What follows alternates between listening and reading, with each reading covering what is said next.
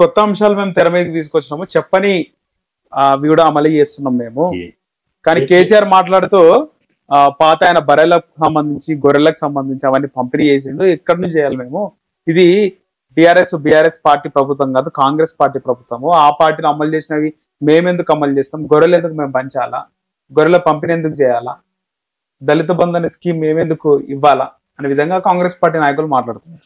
ఇప్పుడు మీరు ఏది ఇస్తారు అనేది కాదు, మేము ప్రజలకు కావాల్సింది ఈ స్కీములు, ఈ పెన్షన్లు, లేకపోతే ఈ సబ్సిడీలు, ఈ ఉచితాలు కాదు.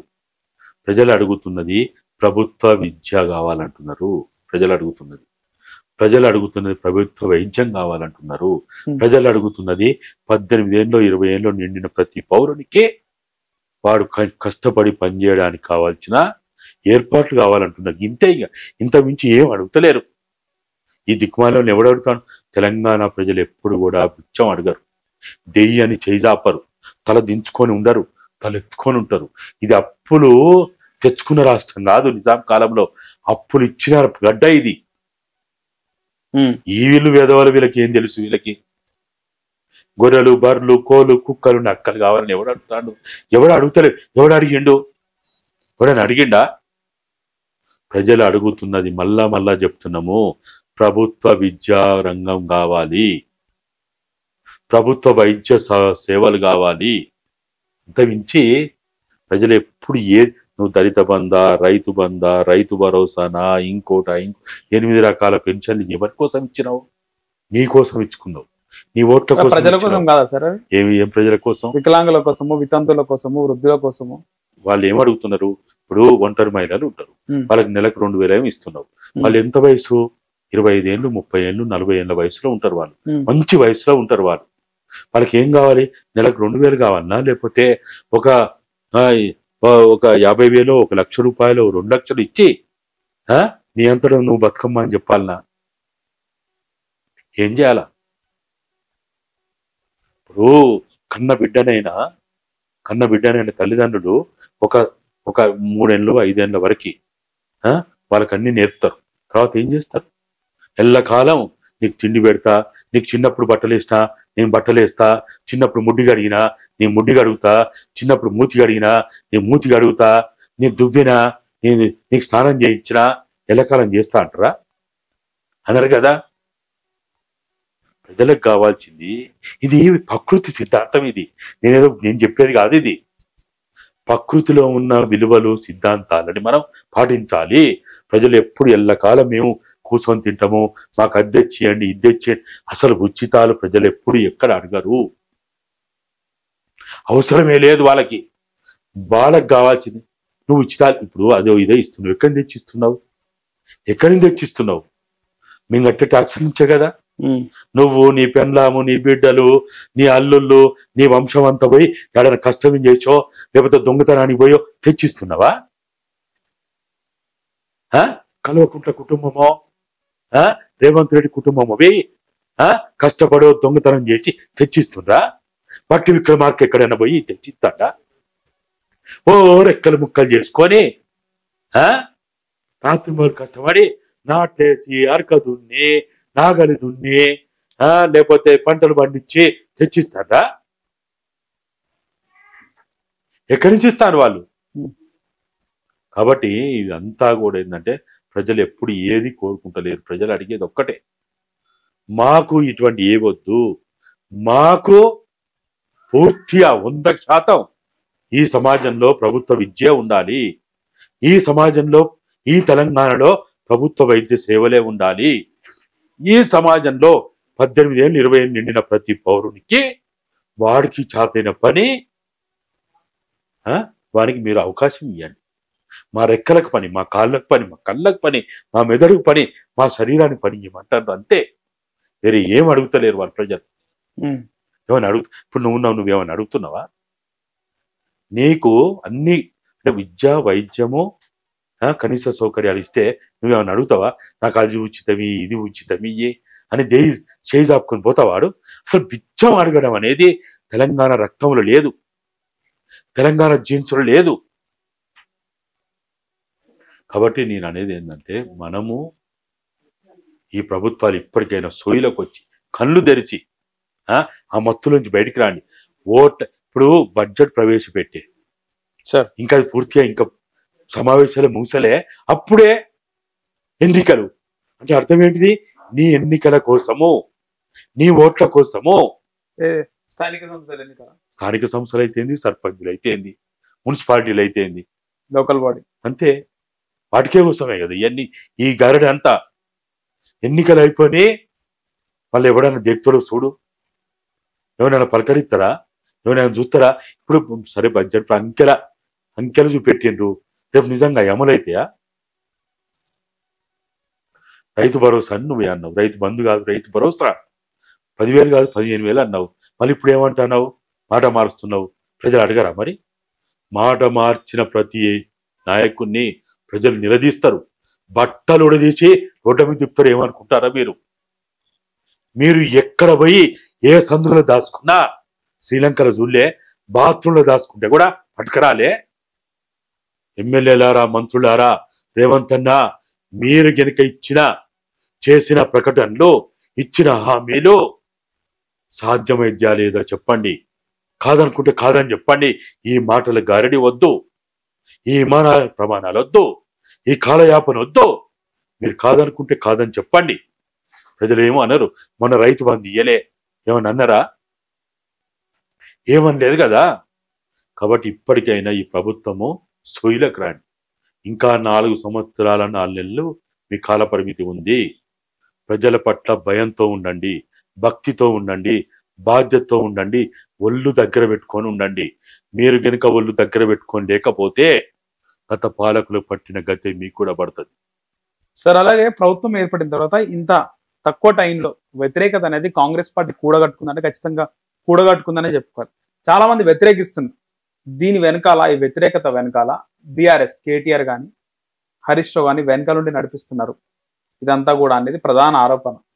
ఈ నిరుద్యోగులు అయితే ఏంది, లేకపోతే మొన్న ఏదైతే వాళ్ళు నిరాహార దీక్ష ఉన్నటువంటి అశోక్ సార్ కానీ, బక్కా జడ్సన్ కానీ, అంతకుముందు మోతీలాల్ నాయక్ కానీ, వీళ్ళందరి వెనకాల కేటీఆర్, హరీష్ రావు వీళ్ళ టీం ఉందని చెప్పి ప్రధాన ఆరోపణ. ఏమంటారు దీన్ని? ఇప్పుడు వాడు ఉన్నాడు వెనక, వీడు ఉన్నాడు వెనక, వాడు. ఇప్పుడు మన ఇంట్లో మన పిల్లలు, తల్లిదండ్రులు పిల్లల్ని వాళ్ళే సంరక్షణ చేస్తే, వాళ్ళే పోషిస్తే, వాడు బయటికి పోతాడా? ఇంకో దగ్గరికి పోతాడా? పోతాడా చెప్పు? భార్యాభర్తలు ఇద్దరు ప్రేమగా ఉంటే కోర్టుకు పోతారా వాళ్ళు? కోర్టుకు ఎప్పుడు పోతారు?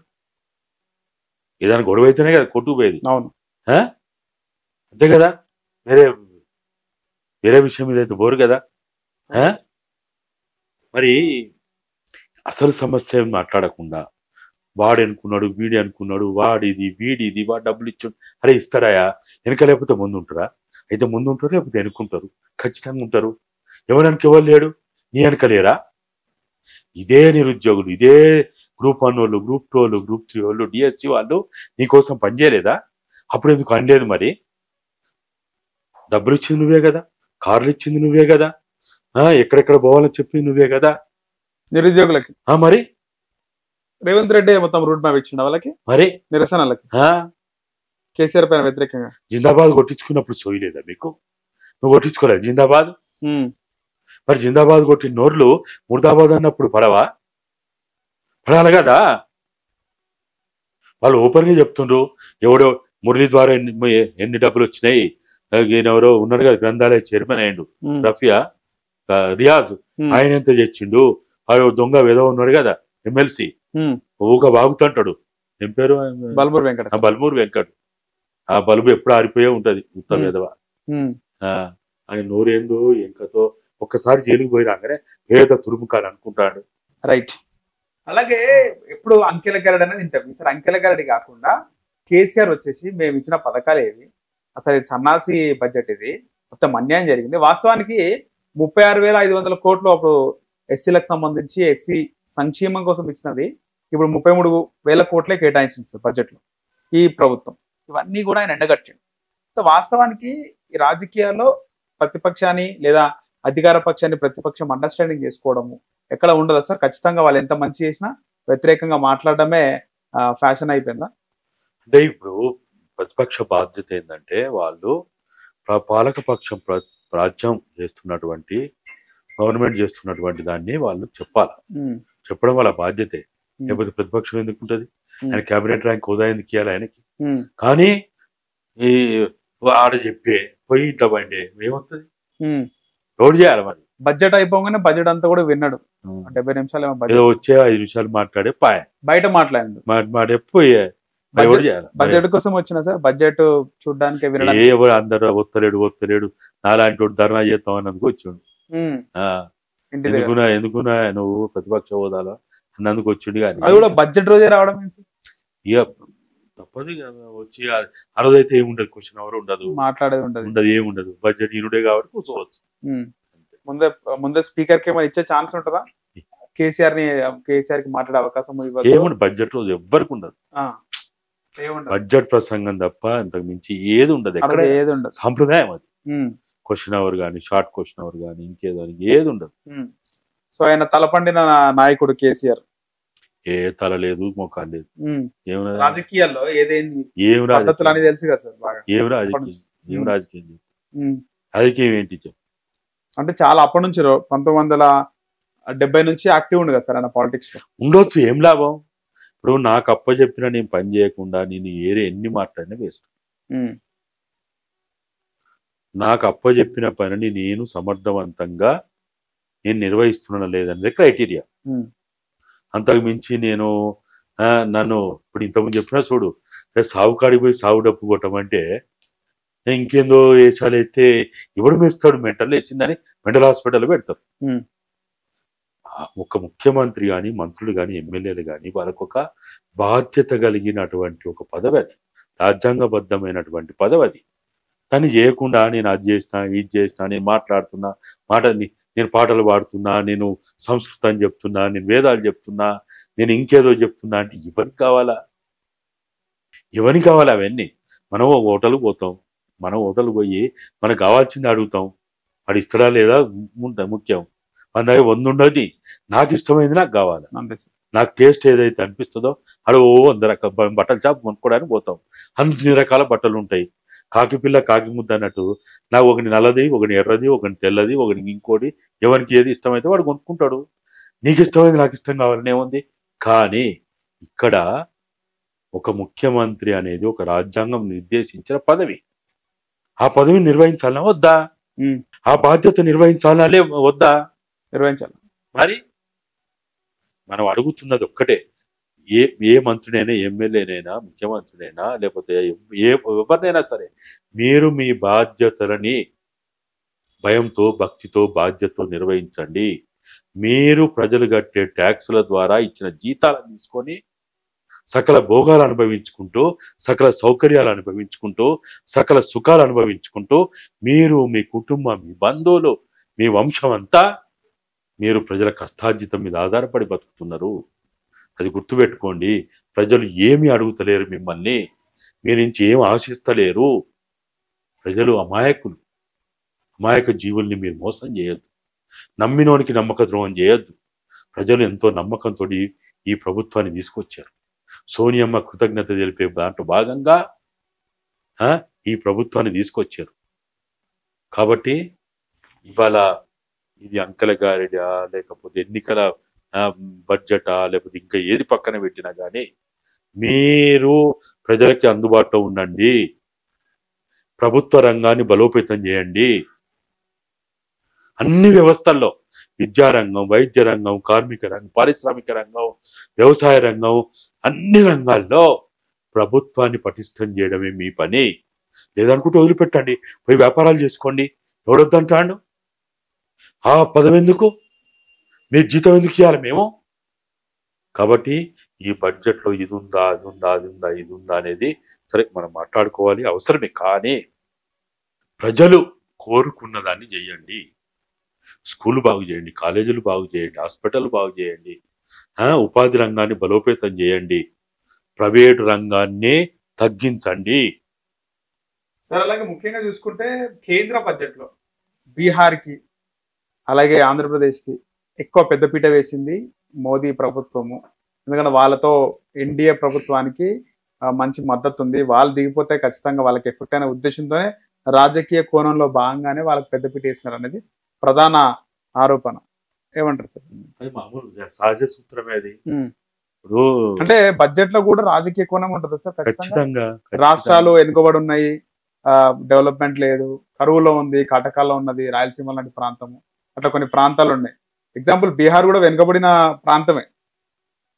అమ్మా సింపుల్ అమ్మా, ఉమ్. బెల్లం ఉన్న కాడ ఇయ్యలు చేస్తారు. ఉమ్. బెల్లం లేకపోతే ఇయ్యలేదు. ఆడ బెల్లం ఉన్నది, ఆడ అవసరం ఉన్నది. మోడీ అమిత్ షాలకి ఆంధ్రప్రదేశ్ బీహార్ అవసరం ఉన్నది, ఇస్తాడు. నీకు నాకెందుకు ఇస్తాడు? ఉమ్. నీకు నీతో నాతో అవసరం పడితే అప్పుడు ఇస్తాడు. ఉమ్. ఆ అవసరం పడేటట్టు ప్రజలు చేయాలి, ఉమ్. పాలకులు చేయాలి. ప్రభుత్వాలు ఏం చేస్తున్నాయి? ఉమ్. ప్రభుత్వాలు ఏదో అసెంబ్లీలో తీర్మానం పెడతా అంటే మంత్రాలకు చింతకాలు రాలుతాయా? ఎందుకు ఢిల్లీ పోతలేరు? ఎందుకు అడుగుతలేరు? ఎందుకు ఈ ధర్నా 8 మంది చేస్తలేరు? ఎంపీలు ఏం చేస్తారు సార్? బీజేపీకి ఓటేస్తేనే తెలంగాణ గలము వినిపిస్తామన్నారు. మళ్ళీ 8 మంది ఎంపీలు ఉన్నారు కదా సార్ బీజేపీ. ఇది 8 మంది 17 మందే కాదు, ఇది తెలంగాణలో. నేను అందుకని ప్రతిసారి చెప్తుంటా, ఓట్లు వేసినోనికి, ఓట్లు వేయనోనికి, ఓటు హక్కు లేనోనికి కూడా వాడు ఎమ్మెల్యేనే. అంతే. ఓట్లు వేసినోనికి, ఓట్లు వేయనోనికి, ఓటు హక్కు లేనోనికి కూడా ఆ నియోజకవర్గ ఎమ్మెల్యే అందరికీ ఎమ్మెల్యేనే. ఒక పార్టీకి, ఒక జెండాకి ఓట్లు వేసినోనికి, కార్యకర్తలకు మాత్రమే ఎమ్మెల్యే కాదు. ఎన్నికల కంటే ముందు వేరు, ఎన్నికై గెలిచిన తర్వాత పత్రం తీసుకున్న తర్వాత నీవు ఆ నియోజకవర్గంలో ఉన్న అందరు పౌరులకి నువ్వు ఎమ్మెల్యేవే. ఎవడొచ్చినా పని చేయాలి. నేను ఏమంటున్నా సార్, 8 మంది ఎంపీలు ఉన్నారు, వీళ్ళు ఏం అరే వాడు చేస్తలేడు, ఉమ్. వాడు చేస్తలేడు. నేను అందుకనే అంటున్నా, కానీ మొన్ననే జరిగినాయి కదా సార్ ఎన్నికలు, మొన్ననే ఎన్నికలు అయినాయి, మొన్ననే మాకు ఓటేస్తే మేము అది చేస్తాం ఇది చేస్తాం అన్నారు కదా సార్. అట్లా అంటున్నాం. అరే వాడు మోసం చేసి నువ్వుకుందామా? ఉమ్. ఇప్పుడు 53, దాన్ని 56, ప్రజల్లో కూడా తీసుకెళ్ళాలి కదా. 53, 56, 69లో తెలంగాణ ఉద్యమానికి ఎవడో మోసం చేసిండు, ఉమ్. దిక్కుమాలి నాయండు. ఉమ్. నవ్వుకున్నావా? వాడెవడో వాడు దొంగలు, వెధవలు, మూకులు, లుచ్చగాళ్ళు, సన్యాసులు. ఉమ్. ఊకుంటావా? ఊకుంటావా? ఉమ్. నేను ఎప్పుడు ఏం చెప్తానంటే, ఒక దరిద్రం గురించి ఎక్కువసేపు మాట్లాడుకోవద్దు, ఉమ్. ఒక వెధవ గురించి ఎక్కువ మాట్లాడొద్దు. తెలంగాణకు బడ్జెట్ విషయంలో ఏం చెప్తారు? కేంద్రం శైలి ఎట్లుంది? ఏం లేదు, ఏమున్నదా ఉమ్. వాళ్ళు. అరే బిడ్డ, ఉమ్. తెలంగాణ పౌరులారా, ఉమ్. ప్రజలారా, నా తడాక చూపించిండు మోడీ అమిత్ షా. ఏం బిక్కుంటారు? బిక్కుమని ఉమ్. వీళ్ళు బిక్కోవాలి ఇప్పుడు. ఎవరు? రేవంత్ రెడ్డి ఇంకా అందరూ బీజేపీ. ఏం చేస్తారో చేసుకోండి అన్నాడు. ఏం చేయాలి వీళ్ళు? రేవంత్ రెడ్డి కూడా పెద్దగా రియాక్ట్ అయినట్టు అనిపించలేదు. ఏం చేస్తాడు? చేస్తే మొత్తం అన్ని కట్ చేస్తారని తెలియదా? కుర్చీ ఉంటుందో పోతుందని భయం ఉన్నది కదా. చూడాలి మొన్న ఏమైంది, ఎప్పుడో మూలకు పడ్డారు. ఓటు నోటు కేసు మళ్ళీ తీసుకురాలేదు బయటికి. ఉంటుందా సార్ ఎఫెక్ట్? ఉంటుంది, ఖచ్చితంగా ఉంటుంది. ఎందుకు ఉండదు? ఉండదా? నువ్వు ఊరాలో చూస్తా చూడు, ఊరాంబోత్కి మోదాడేస్తారు, దొంగ బర్రెకి ఏం చేస్తారు? మెడకి తాడు కట్టి కాళ్ళలో కట్టే ఇప్పుకుని తట్టి చేస్తారు.